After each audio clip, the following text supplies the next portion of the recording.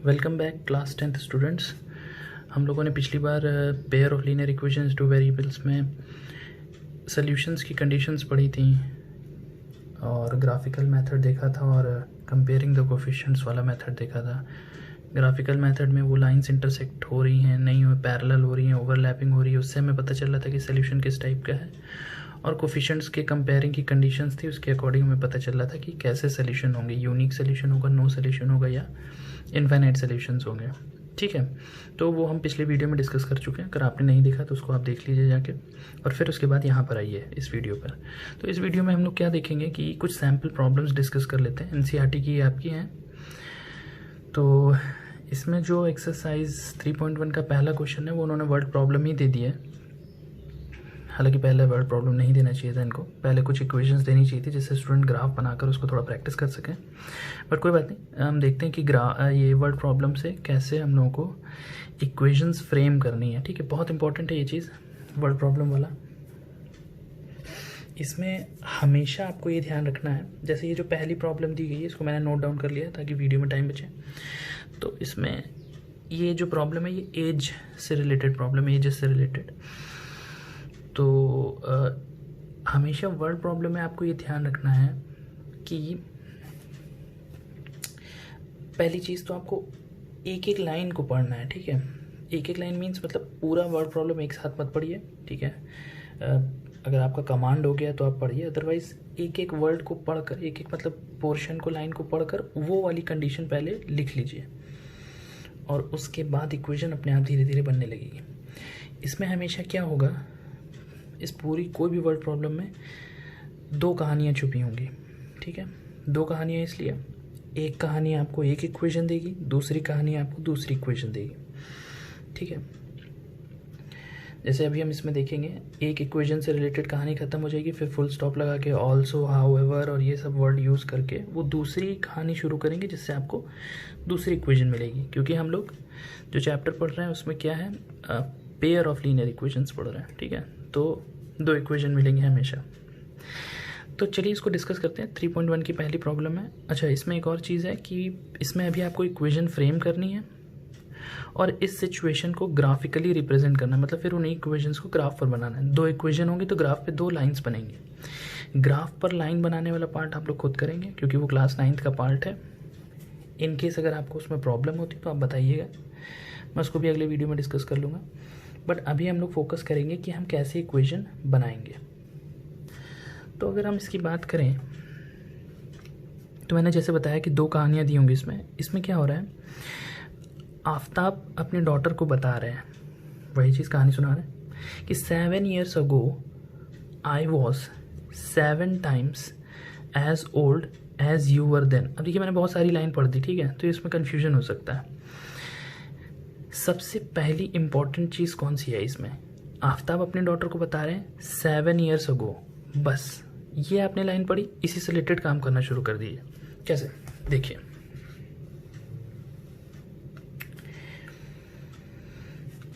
ये जो प्रॉब्लम है ये एजेस से रिलेटेड है। ठीक है, सॉल्यूशन करते हैं हम लोग इसका। तो इसमें आपको सबसे पहले क्या करना है कि हमेशा प्रेजेंट से स्टार्ट करिए। एजेस वाली प्रॉब्लम में हमेशा प्रेजेंट से स्टार्ट करिए।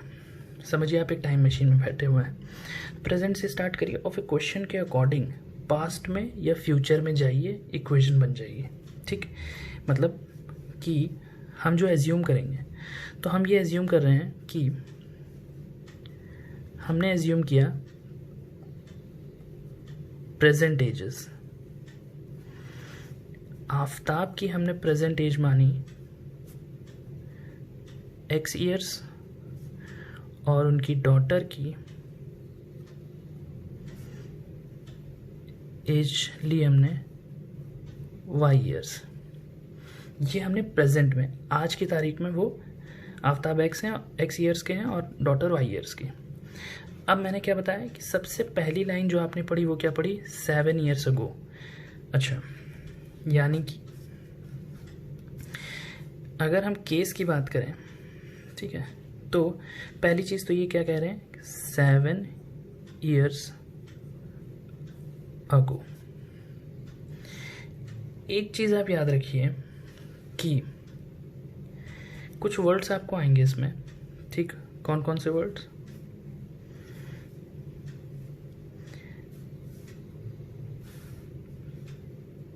अगो, बिफोर, इन टाइप के जो वर्ड्स आएंगे ये इंडिकेट करेंगे कि आपको किस में जाना है, पास्ट में, राइट? लेटर, आफ्टर, हेंस, ये सारे वर्ड आपको डिनोट करेंगे कि आपको कहाँ जाना है, फ्यूचर में जाना है, राइट? तो हमसे सबसे पहले कहा गया 7 years अगो। 7 years अगो मतलब हमको पास्ट में जाना है। पास्ट में जाने का मतलब अगर हम केस की बात करें, पहले केस की जिसमें 7 years अगो है, तो हम ये मान लेंगे कि आफताब, अगर हम 7 साल पीछे जा रहे हैं तो आफताब की एज 7 साल पहले क्या हो जाएगी, x में से 7 साल कम हो जाएंगे, यानी x - 7 years। और सिमिलरली डॉटर की भी एज में से 7 साल कम हो जाएंगे, तो क्या हो जाएगा, y - 7 years। समझ आया आपको? ये आपको कर लेना है क्वेश्चन के अकॉर्डिंग। अब अगर आप नोटिस करें तो इतना ही काम मैंने सिर्फ एक लाइन पढ़कर किया है। कौन सा? 7 years अगो। आगे मैंने पढ़ा ही नहीं। अब ये जो पहली लाइन होगी ये क्या है, पूरी कहानी आपको बताएगी एक इक्वेशन पता करने की। कैसे? अब आगे बोल रहे हैं आई वॉज, आफ्ताब डॉटर से कह रहे हैं I was 7 times as old as you were then. Means मैं तुम्हारी एज का 7 times था जितनी एज तुम्हारी तब थी। तुम्हारी तब एज थी मतलब डॉटर की एज कितनी थी, y - 7 और इसका 7 times थे कौन, आफ्ताब। यानी आफ्ताब की एज 7 times थी अपनी डॉटर की एज के, कब, 7 साल पहले। तो अब इसको हम थोड़ा सा अपने स्टैंडर्ड फॉर्म में लिख लेंगे। x - 7 = 7y - 49, 7 7 49। x इसको इधर ले आइए तो क्या हो जाएगा, -7y, ये इधर आ जाएगा तो हो जाएगा +42 = 0। ये स्टूडेंट्स आपकी पहली इक्वेशन होगी, राइट? बस सिंपल यही चीज़ करनी होती है आपको एजेस के क्वेश्चन में। अच्छा, अभी हमको एक इक्वेशन मिली है, हमको चाहिए दूसरी इक्वेशन भी। सेकंड केस देखते हैं। मैंने बताया था जैसे ही ये लाइन आपकी ख़त्म होगी, ऑल्सो, हाउएवर, देन, ये सब कुछ वर्ड्स यूज़ करके ये दूसरी कहानी शुरू करेंगे जिससे दूसरी इक्वेशन मिलेगी। फिर उसके बाद कह रहे हैं ऑल्सो 3 years फ्रॉम नाउ, यानी आज से 3 साल बाद, ठीक? फ्रॉम नाउ, तो फ्रॉम नाउ का मतलब क्या है, तो हमको किस में जाना है, फ्यूचर में, ठीक है? इसमें हम लोग ये भी ऐड कर सकते हैं, ये फ्रॉम नाउ वर्ड जो है ये भी क्या है, हमको फ्यूचर में ही ले जाएगा। तो अब मैंने देखिए फिर से क्या है, मैंने सिर्फ एक लाइन पढ़ी, 3 years फ्रॉम नाउ, मतलब दूसरे केस की हमारी कंडीशन क्या है, 3 years फ्रॉम नाउ, यानी प्रेजेंट से 3 साल बाद। तो प्रेजेंट से 3 साल बाद आफ्ताब की एज कितनी हो जाएगी, 3 साल बाद उनकी प्रेजेंट से 3 साल एज बढ़ जाएगी।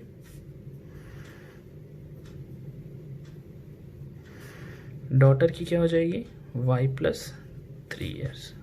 सिर्फ एक वर्ड, कुछ वर्ड्स पढ़ने से मैंने इतना केस अपना ले लिया। अब ये कह रहे हैं 3 years from now I shall be 3 times as old as you were then, मतलब मैं तुम्हारी एज का 3 times हो जाऊंगा। उस टाइम जो तुम्हारी एज होगी उसका 3 times, उस टाइम जो इनकी एज है उसका 3 times, डॉटर की एज का 3 times कौन हो जाएंगे, आफ्ताब। और ये बहुत ही लॉजिकल भी है, भाई फादर हैं, इन्हीं की एज जो होगी डॉटर की 3 एज के बाद 3 times होगी, ठीक है? तो इसको हम फिर स्टैंडर्ड फॉर्म में लिख लेते हैं। स्टैंडर्ड फॉर्म का मतलब क्या है, हमारी स्टैंडर्ड फॉर्म क्या होती है, ax + by + c = 0। 2 इक्वेशन होती तो a1 c1 और a2x + b2y + c2 = 0, राइट? ये हमारा स्टैंडर्ड फॉर्म होता है, इसी फॉर्म में हम इक्वेशंस को लिखते हैं। तो इसको चेंज करेंगे तो क्या हो जाएगा, 3y + 9 x plus 3 equals to -3y और -9, इसको इधर सबको इधर ले आए, x minus 3y minus 6 equals to 0। ये हो गई हमारी सेकंड इक्वेशन। तो अगर आप नोटिस करें तो हमारी दो इक्वेशन मिल गई, पहली इक्वेशन ये, दूसरी इक्वेशन ये, यही हमको इक्वेशन बनानी थी। फिर बाद में इन्होंने कहा है कि अपनी इस इंफॉर्मेशन को रिप्रेजेंट करिए ग्राफिकली, तो ग्राफिकली आप इसको अपने आप रिप्रेजेंट कर लेंगे, राइट। ग्राफिकली रिप्रेजेंट करना आपको आता होगा। y के टर्म्स में इक्वेशन को लिख लेते हैं और फिर ब्लॉक्स बना के उसमें x और y की वैल्यूज़ लिखते हैं, उसको प्लॉट करते हैं, सबको पॉइंट को ज्वाइन करेंगे तो हमेशा एक स्ट्रेट लाइन मिलेगी, क्योंकि लीनियर इक्वेशन टू वेरिएबल्स को हमेशा कौन सी लाइन रिप्रेजेंट करती है? Straight line. तो स्टूडेंट ये एक वर्ड प्रॉब्लम थी एजेस से रिलेटेड जो मैंने अभी आपसे डिस्कस की। आई होप आपको समझ में आई होगी। इसके बाद स्टूडेंट्स हम देखेंगे कि जो आपकी एक्सरसाइज 3.2 है उसमें जो हम लोगों ने पढ़ा था कोफिशिएंट्स को कंपेयर करने वाला मेथड, उससे रिलेटेड कुछ क्वेश्चंस देखेंगे, राइट। तो हम उसको थोड़ा सा जल्दी से रिवाइज कर लेते हैं, ठीक है। हमने क्या पढ़ा था कि कोफिशिएंट्स कैसे के जो रेशियोज हम लोग कंपेयर करते थे, उसमें अगर a1/a2 is not equal to b1/b2 है तो सोल्यूशन कैसा होता था? Unique solution. a1/a2 is equals to b1/b2 is equals to c1/c2 है, तो infinite solution. a1/a2 is equals to b1/b2 but not equal to c1/c2, तो नो सोल्यूशन। इतना हमने पढ़ा था। तो इसी पे बेस्ड एक्सरसाइज है जो हमको, जिसके मैं सैम्पल क्वेश्चंस कुछ डिस्कस करूंगा अभी, राइट। इधर अगर हम बात करें तो ग्राफिकली हमको क्या मिलता था? इंटरसेक्टिंग लाइंस, इसमें ओवरलैपिंग लाइंस जब हम ग्राफ पर प्लॉट करते थे, और इसमें पैरेलल लाइंस।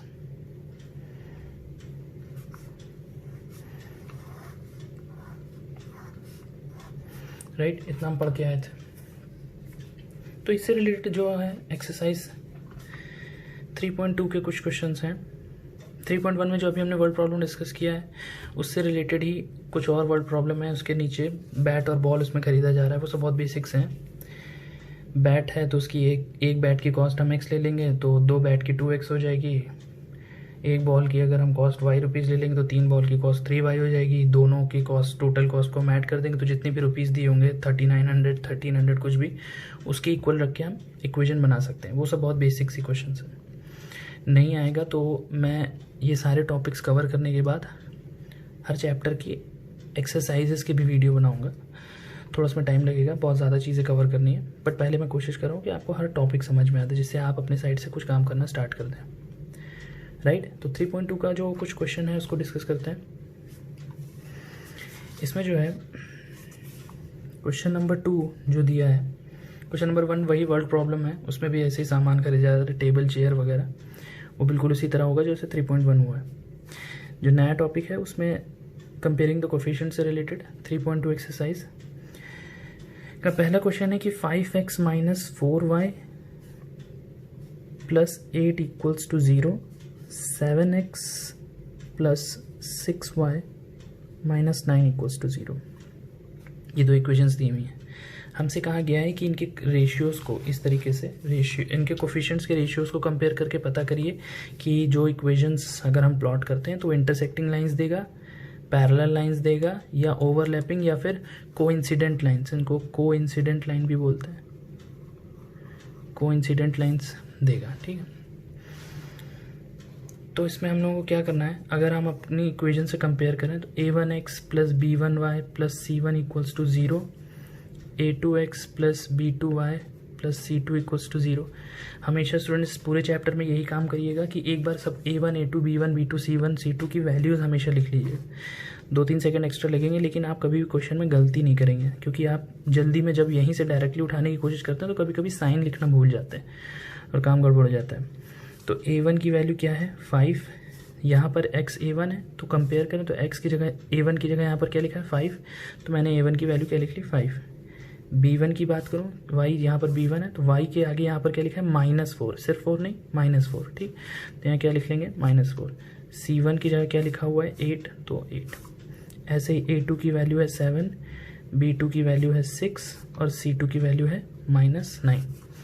अब हम रेशियोज़ निकालना शुरू करेंगे। तो A1 की वैल्यू निकाली तो वो क्या आ जाएगा 5/7। 5/7 रेशियो निकाला तो 5/7। B1/B2 की वैल्यू निकाली तो आया -4/6, यानी 2 2 4 2 3 6, मतलब -2/3। अब हमें C1/C2 निकालने की ज़रूरत ही नहीं है। क्यों? क्योंकि हमने यहाँ पे देखा A1/A2 जो आया वो नॉट इक्वल टू आया B1/B2 के। A1/A2 B1/B2 के बराबर नहीं है। मतलब क्या हुआ इसका, कैसी लाइन मिलेगी हमको, इंटरसेक्टिंग लाइंस। क्या मिलती है हमको, इंटरसेक्टिंग लाइंस। और अगर सोल्यूशन बताना होता है इसी में हमको, तो सोल्यूशन कैसे होते हैं, यूनिक सोल्यूशन। तो ये बहुत बेसिक सी एक्सरसाइज है। जल्दी से इसका एक और पार्ट देख लेते हैं।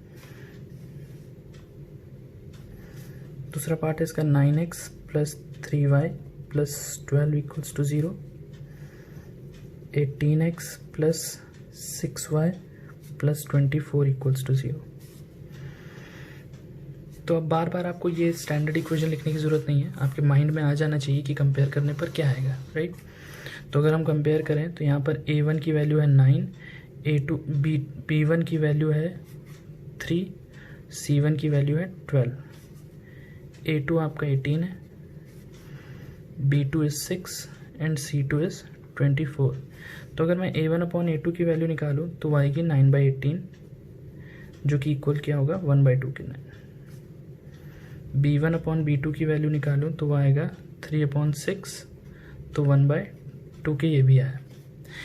अब देखिए, जब मैंने A1/A2 निकाला वो बराबर आ गया B1/B2 के, तो अब मुझे ज़रूरत पड़ेगी C1/C2 निकालने की।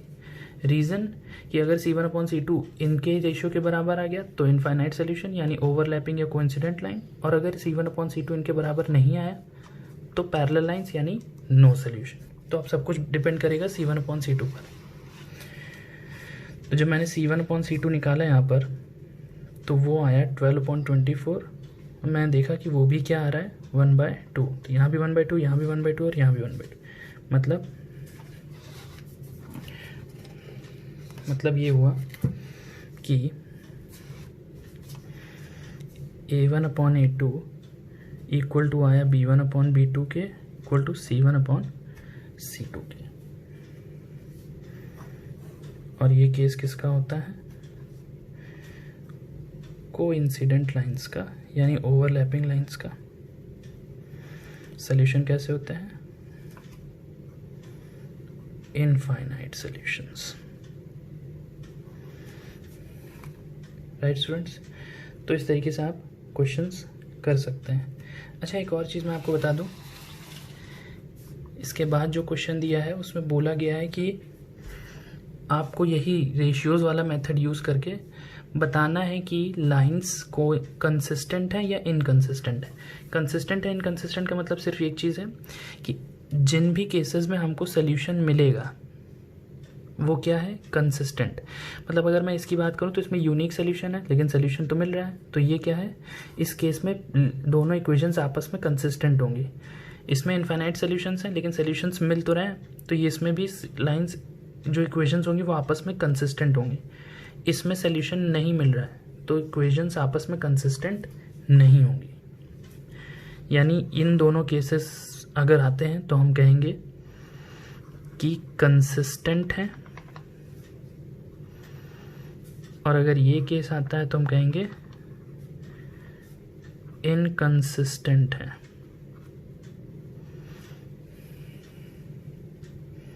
राइट। अगर मैं इसी एग्जाम्पल की बात करूँ तो इसमें आया था यूनिक सोल्यूशन, तो मैं ये कहता कि इस केस में जो इक्वेशंस हैं वो आपस में कंसिस्टेंट हैं। इस केस में भी हमको जो है सॉल्यूशंस इनफाइनाइट मिले थे, तो इसमें मैं कहता कि इसमें भी कंसिस्टेंट हैं इक्वेशंस। अगर यहाँ पर नो सॉल्यूशन आता केस यानी पैरेलल लाइंस वाला, तो मैं यहाँ लिखता कि ये इक्वेशंस आपस में इनकंसिस्टेंट, राइट। तो आप इसके अगला पार्ट भी कर सकते हैं, बहुत इजी है, तो उसको आप कर लीजिएगा। एक क्वेश्चन हम लोग और देख लेते हैं, जो है आपका क्वेश्चन नंबर 5 है, वर्ड प्रॉब्लम, तो उसको देखते हैं हम लोग। उसमें बोला गया है,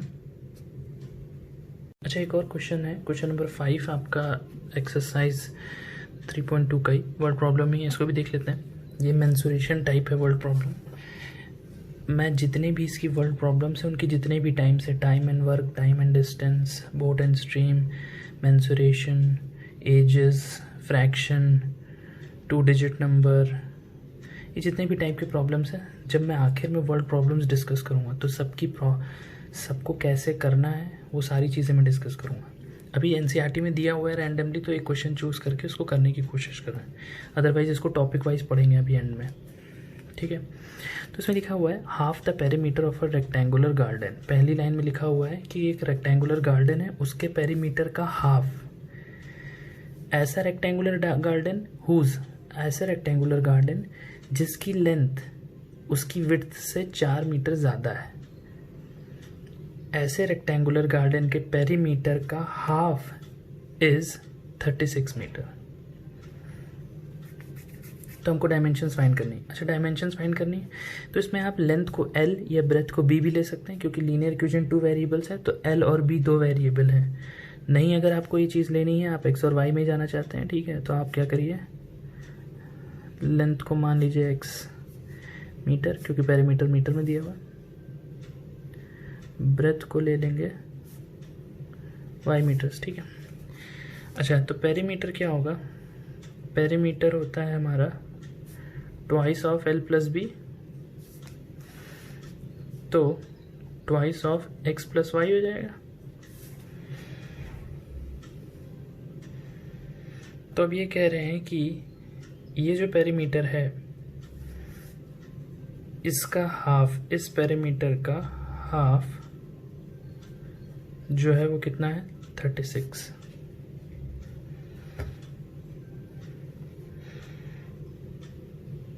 क्लियर है।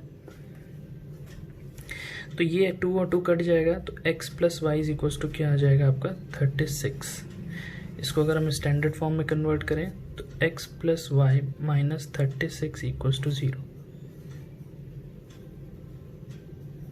ये पहली इक्वेशन हो गई। अभी अगर हमारी पहली इक्वेशन होगी तो दूसरी इक्वेशन कैसे मिलेगी। बीच में एक बात आई थी, क्या, दोनों वेरिएबल्स को कनेक्ट करने वाली एक कंडीशन थी, वो क्या थी कि लेंथ जो है वो ब्रेथ से 4 मीटर ज़्यादा है।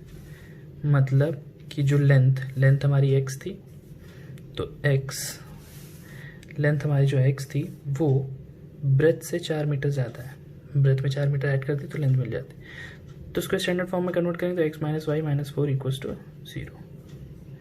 ये हुई आपकी दूसरी इक्वेशन। तो ये आपकी 2 इक्वेशंस बनी। इसको जब आप साइमल्टेनियसली सॉल्व करेंगे तो x और y की वैल्यू आ जाएगी जो कि आपकी लेंथ और ब्रेथ होगी। अच्छा, इन्होंने कहा है कि फाइंड द डायमेंशंस, यानी x और y की वैल्यू भी फाइंड करनी है आपको। बट अभी तक 3.2 एक्सरसाइज तक हमने मेथड्स नहीं पढ़े हैं कि कैसे, कौन से मेथड्स यूज़ करके हम सॉल्व कर सकते हैं। ठीक है, ये जो क्वेश्चन था आपका एक्सरसाइज 3.2 का था, यहाँ तक हमने मेथड्स नहीं पढ़े, ये सब्स्टिट्यूशन वगैरह आगे जो आएगा। तो इसका मतलब ये हमको क्वेश्चन किस तरह सॉल्व करना पड़ेगा, ग्राफिकली। एग्ज़ाम में जब आता है तो आप इसको किसी भी मेथड से सॉल्व कर सकते हैं, अनटिल एंड अनलेस ग्राफिकली लिखा हो या ना लिखा हो, मेंशन हो कि ग्राफिकली आपको करना है तभी। लेकिन अभी हमारे हिसाब से, बुक के हिसाब से एक्चुअली इसको आपको ग्राफिकली करना चाहिए, राइट। तो अभी आगे जब हम मेथड्स पढ़ेंगे तो मैं इसकी वैल्यू आपको सॉल्व करके दिखाऊंगा। अभी तुरंत कर दूंगा तो समझ में नहीं आएगा कैसे हुआ। क्लियर। ओके, तो स्टूडेंट्स इसमें हम देखेंगे कि किन मेथड्स का यूज़ करके हम सॉल्यूशंस फाइंड कर सकते हैं लीनियर इक्वेशंस का। अभी तक हम लोगों ने क्या देखा, सॉल्यूशन पता करना कि इनफाइनाइट, यूनिक या नो सॉल्यूशन है, उसके मेथड्स, इक्वेशन को ग्राफ पर रिप्रेजेंट करना, ये सब। अब हम पता करेंगे कि आखिर इक्वेशन का सॉल्यूशन क्या है। सॉल्यूशन मतलब एक्स और वाई की वो वैल्यू जो इक्वेशन को सेटिस्फाई करे। उनको फाइंड करने के लिए हमको कुछ मेथड्स दिए गए हैं। वो कौन कौन से मेथड है? एक मेथड है आपका सब्स्टिट्यूशन,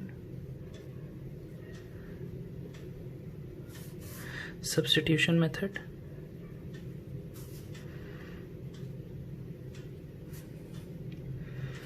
फिर है एलिमिनेशन मेथड,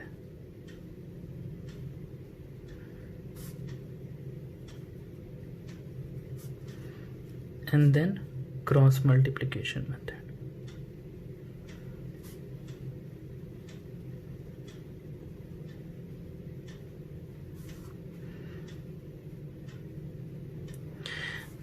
अभी इस वीडियो में हम लोग ये दोनों मेथड डिस्कस करेंगे, नहीं तो बहुत लंबा मेथड वीडियो हो जाएगा।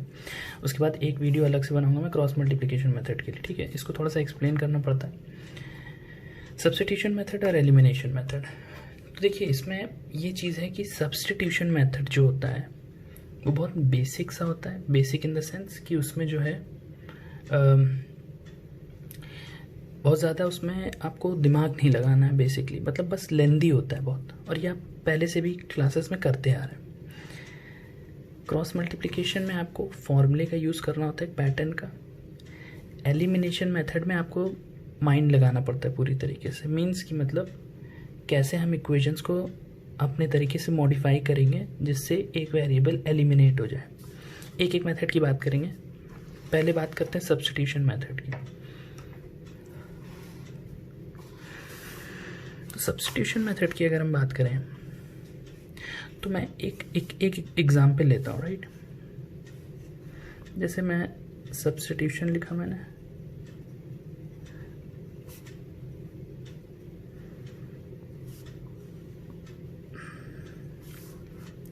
और इधर लिख लेता हूँ एलिमिनेशन मेथड।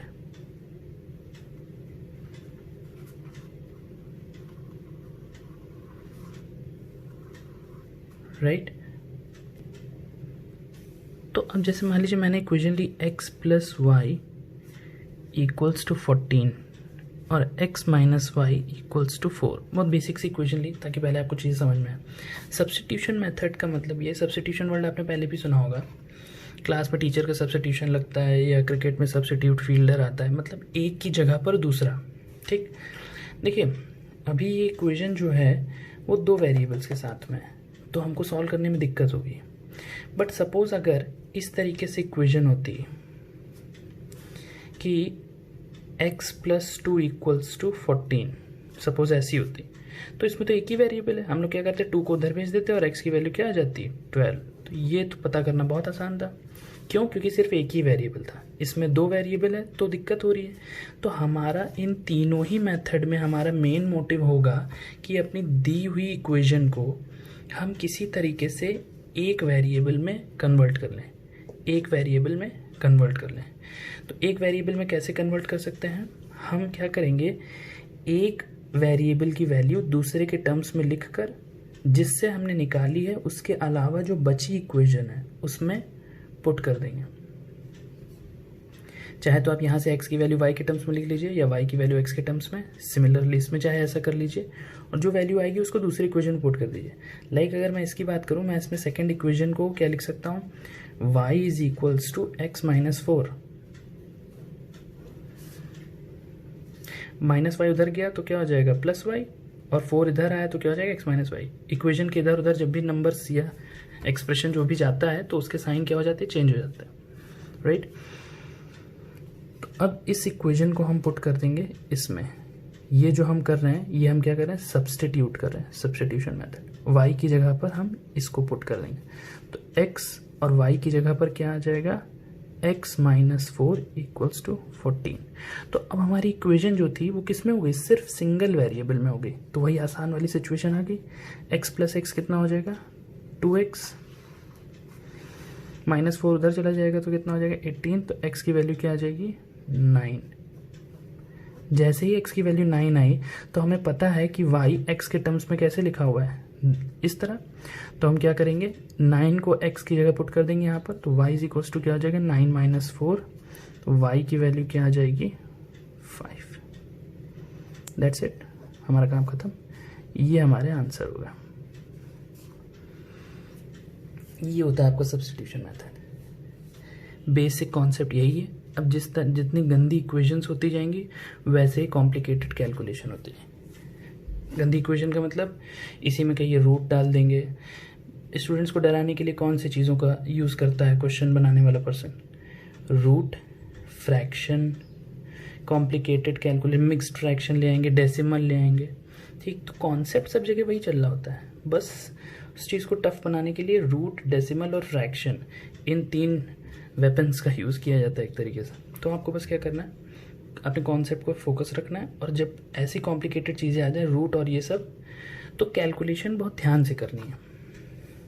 मैं अभी जब आगे एग्जांपल्स और डिस्कस करूँगा तो रूट, फ्रैक्शन, इनके भी क्वेश्चन डिस्कस करूँगा, बट अभी मैं आपको पहले मेथड समझा देता हूँ। तो ये था आपका सब्स्टिट्यूशन मेथड, राइट। बात करते हैं एलिमिनेशन मेथड की। हमेशा याद रखिएगा, चाहे कोई भी इक्वेशन हो, चाहे कोई भी इक्वेशंस हो, हमेशा इन तीनों मेथड से आंसर क्या आएगा, सेम। ये सोल्यूशन पता करने के 3 तरीके हैं, बट तीनों से अलग सोल्यूशन या किसी 2 से एक अलग से सोल्यूशन नहीं आएगा। सोल्यूशन हमेशा, अगर किसी भी मेथड से आपका सोल्यूशन अलग आ रहा है, इसका मतलब कहीं हम मिस्टेक कर रहे हैं, राइट। तो देखिए, इसी को मैं एलिमिनेशन मेथड से करूँगा। तो एलिमिनेशन मेथड में क्या होता है, x + y = 14 और x - y = 4। तो वही चीज़ है, अगर मैं इसको किसी में तरह कन्वर्ट कर दूँ एक सिंगल वेरिएबल वाले टाइप में, तो हमारी चीज़ आसान हो जाएगी। तो इसके लिए हम लोग किसका यूज़ करते हैं, एडिशन या सब्ट्रैक्शन का। हम ये देखें, एलिमिनेट करने का मतलब, अगर हम एक वेरिएबल को एलिमिनेट कर दें तो सिर्फ एक ही वेरिएबल में तो इक्वेशन बचेगी, वही हम चाहते हैं। तो मैंने ये देखा कि अगर मैं इन दोनों ही इक्वेशन को, ये पहली इक्वेशन होगी, दूसरी इक्वेशन होगी, इन दोनों ही इक्वेशन को अगर मैं ऐड कर दूं तो +y और -y ये कट जाएंगे। याद रखिए, जब आप इक्वेशन को ऐड करें, ये बिल्कुल उसी तरीके से 2 नंबर्स 3 नंबर्स को ऐड करना। जैसे मैंने लिखा कि 142 को मैं 121 से ऐड कर रहा हूँ, मतलब बहुत बेसिक सा एग्जांपल दे रहा हूँ। तो क्या करते थे, इसके नीचे लिखा हुआ नंबर्स को ही हम ऐड करते, 2 + 1 3, 4 + 2 6, 1 + 1 2। आपको लगेगा बहुत कैसे एग्जाम्पल दे रहे हैं, लेकिन मैं बस बताना चाह रहा हूँ कि जिन लोगों को बहुत कन्फ्यूजन होता है, तो पूरे एक्सप्रेशन को ना देखिए, सिर्फ एक दूसरे के नीचे जो लाइक टर्म्स हैं उन पे फोकस करिए। जैसे आप y को देख रहे हैं तो बाकी भूल जाइए, आप y को सॉल्व कर रहे हैं, तो यहाँ y और y ऐड कर रहे हैं, तो ये प्लस में माइनस में क्या हो जाएगा, कट जाएगा। अब जब आप x को देख रहे हैं तो x + x कितना हो जाएगा, 2x हो जाएगा। इक्वल टू की जगह इक्वल टू ही, 14 + 4 कितना हो जाएगा, 18। तो 2x इज इक्वल्स टू क्या आ गया, 18, यानी x की वैल्यू क्या आ जाएगी, 9। अब ये जो x की वैल्यू 9 है, इसको सब्स्टिट्यूट कर दीजिए, फिर इसी का यूज़ कर सब्स्टिट्यूट कर दीजिए किसी में भी x की वैल्यू। तो अगर मैं पहली इक्वेशन में पुट करूं x की जगह पर 9, और यहाँ पर क्या था, +y = 14, तो y इज इक्वल्स टू क्या हो जाएगा, 5। मैच कर लीजिए, वही आंसर आ रहा है।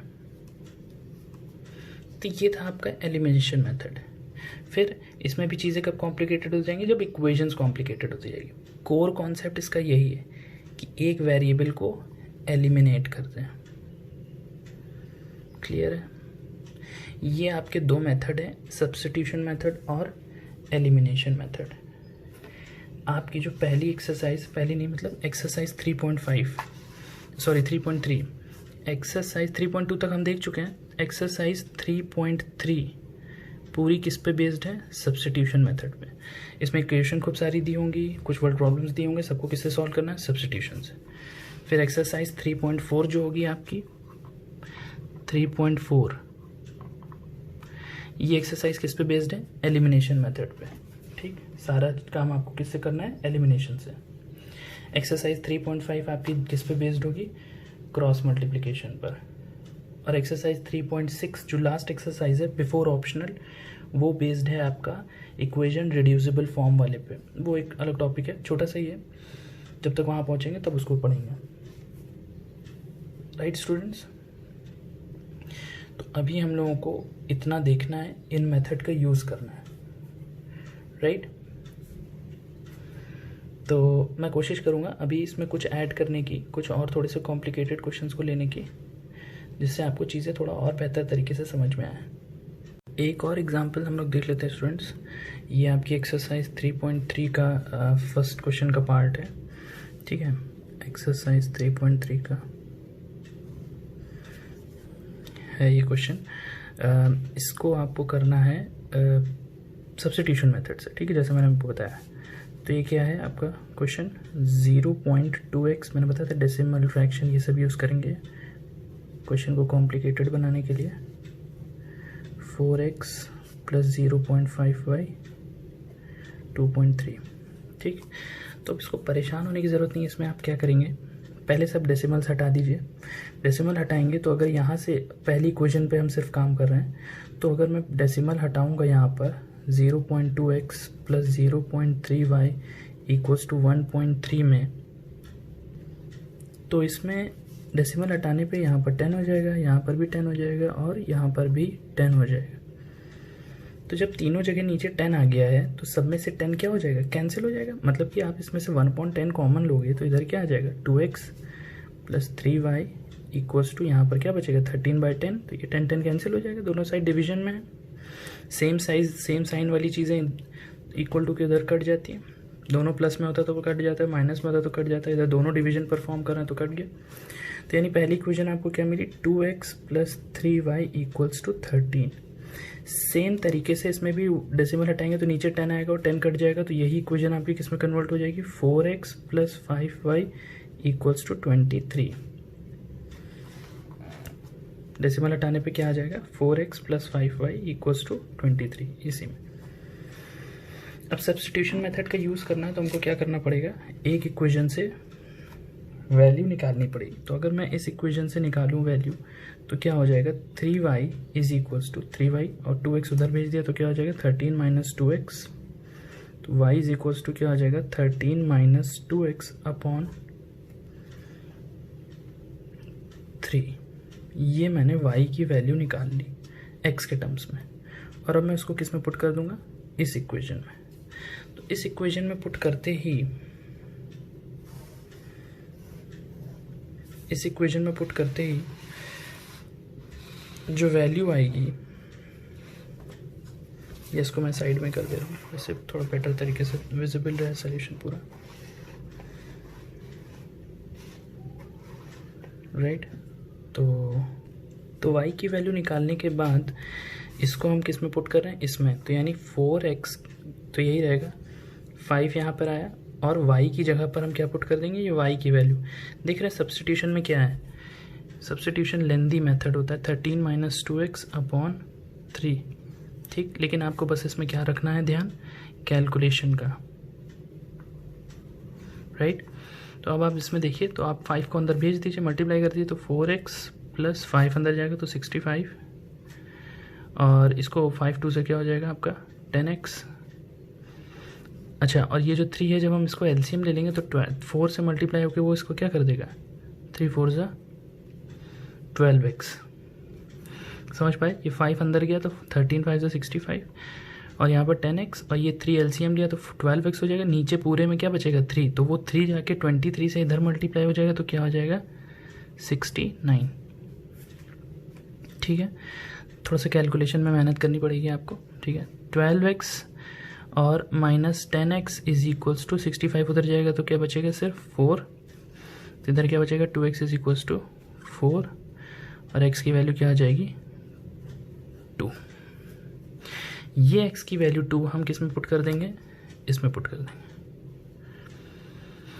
तो y = क्या हो जाएगा, x की जगह पर 2 आएगा तो 2 2 से क्या हो जाएगा 4, यानी 13 - x की जगह हम क्या पुट कर रहे हैं, 2/3। तो y = क्या हो जाएगा, 13 - 4/3।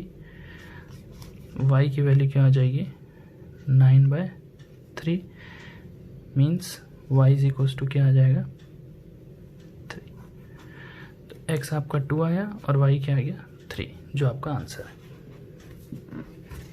तो ये था आपका सब्स्टिट्यूशन मेथड। मैं जल्दी से इसी को एलिमिनेशन मेथड से करके बता रहा हूँ, ठीक है। एलिमिनेशन मेथड आपका कहाँ से स्टार्ट होगा, ये जो आपको 2 इक्वेशंस मिल गई थी यहीं से स्टार्ट होगा, बाकी सारा प्रोसेस तो वही है, डेसिमल हटाने वाला। तो अगर मैं इसको यहाँ पे लिख लूँ इक्वेशंस को, तो इक्वेशन आई थी हमारी 2x + 3y = 13, 2x + 3y = 13 and 4x + 5y = 23, ये इक्वेशन आई थी। एलिमिनेशन में हमको क्या करता है, एक वेरिएबल को एलिमिनेट करना होता है। इसमें कोई भी वेरिएबल ऑपोजिट साइन के साथ नहीं है, मतलब इक्वेशन ऐड नहीं होंगी। इक्वेशन तभी हम दोनों ऐड करते हैं जब दोनों में से कोई वेरिएबल जो एक्सप्रेशन सेम दिख रहा हो वो ऑपोजिट साइन के साथ हो। यहाँ पर कोई भी वेरिएबल सेम नहीं दिख रहा है, वेरिएबल मतलब कोई भी टर्म सेम नहीं दिख रहा है, राइट। जैसे y है और 3 और 5 अलग अलग है, 2 और 4 भी अलग अलग है, कुछ भी सेम नहीं। तो हमको क्या करना होगा, टर्म्स को सेम बनाना होगा। टर्म्स को सेम बनाने के लिए क्या करते हैं हम लोग, मॉडिफाई करते हैं अपनी इक्वेशन को। कैसे, यहाँ पर 4x है तो मैं चाहूँगा कि यहाँ भी 4x आ जाए, तो मैं अपनी इस पूरी इक्वेशन को किससे मल्टीप्लाई कर दूंगा, 2 से मल्टीप्लाई करते ही ये इक्वेशन क्या बन जाएगी मेरी, 4x, भाई ये पूरी 2 से मल्टीप्लाई करो ना, 4x + 6y = 26, और नीचे जो इक्वेशन चल रही थी वो थी 4x + 5y = 23। अब देखिए ये दोनों टर्म बिल्कुल सेम हो गए, यानी मैं इनको एलिमिनेट कर सकता हूँ। एलिमिनेट करने के लिए पिछले बार जो मैंने एग्जाम्पल लिखाया था तो मैंने इक्वेशंस को क्या किया था, ऐड किया था, क्योंकि प्लस और माइनस अलग अलग साइन थे तो ऐड करने पे कट गए।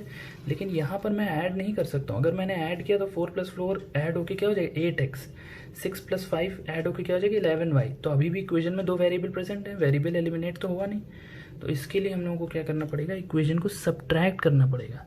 सब्ट्रैक्ट करेंगे तो सबके साइन क्या हो जाएंगे, चेंज। नीचे वाली इक्वेशंस के सबके साइन चेंज हो जाएंगे। कैसे साइन चेंज होंगे, इसके पीछे कॉन्सेप्ट क्या है। अगर मैं लिखूँ x + y = 2 और लिखूँ यहाँ पर x - y = 4 और मैं इसको इसमें से सब्ट्रैक्ट करूँ तो साइन इस वजह से चेंज हो जाएंगे, क्योंकि ये एक तरीके से लिखा क्या है कि x + y में ये 2 को उधर ले जाएंगे तो -2 में से हम क्या सब्ट्रैक्ट कर रहे हैं, x - y -4 को हम सब्ट्रैक्ट कर रहे हैं। तो ये सब्ट्रैक्शन का साइन जब अंदर जाता है तो साइन सबके क्या हो जाते हैं, चेंज। x + y -2, ये क्या हो जाएगा -x + y और +4। तो इसमें सबके साइन क्या हो गए, चेंज हो गए। तो यही कॉन्सेप्ट लगता है कि हम लोग जब इसमें सब्ट्रैक्ट करते तो नीचे वाले के साइन चेंज क्यों हो रहा होता, राइट। तो ये 4x तो कट जाएगा ऑपोजिट साइन में, 6y में से 5y गया तो क्या आ गया, सिर्फ y, 26 में से 23 गया तो क्या आ गया 3, दैट्स इट, y आपका आ गया। अगर आप नोटिस करें तो y आपका कितना आ रहा था, 3 आ रहा था। सब्स्टिट्यूशन में कितनी मेहनत की थी जब जाके 3 आया। एलिमिनेशन में तुरंत y क्या आ गया, 3। एलिमिनेशन बहुत बेहतरीन मेथड होता है। अब इसी y को आप किसी में भी पुट कर दीजिए, जैसे मैं पहली इक्वेशन पुट कर देता हूँ। याद रखिए जो मॉडिफाइड इक्वेशन है उसमें नहीं पुट करेंगे, जो ओरिजिनल इक्वेशंस थी उसमें पुट करेंगे। तो 2x + 3 और y की जगह मैंने 3 पुट कर दिया = 13। तो 2x + 9 = 13, 9 उधर जाएगा तो 2x क्या हो जाएगा 4 और x की वैल्यू क्या आ जाएगी 2, खत्म। x की वैल्यू मैंने देखा था सब्स्टिट्यूशन से हम लोगों ने, क्या आ रही थी 2, इधर भी क्या आ रही है 2। दैट्स इट स्टूडेंट, ये आपका एलिमिनेशन और सब्स्टिट्यूशन मेथड है। मैं इसके और भी एग्जांपल्स आपको करके बताऊंगा, ठीक है। बट अभी के लिए आप इतने क्वेश्चंस को देखकर, मेथड को समझकर एनसीईआरटी की एक्सरसाइजेस ट्राई करिए। कोई प्रॉब्लम आती है तो आप मुझसे पूछ सकते हैं। अगले वीडियो में हम क्रॉस मल्टीप्लिकेशन मेथड पढ़ेंगे और आपका जो लास्ट टॉपिक बचता है रिड्यूसिबल फॉर्म वाला वो पढ़ेंगे। लगभग ये चैप्टर आपका कंप्लीट होने के बाद। Thank you students, take care.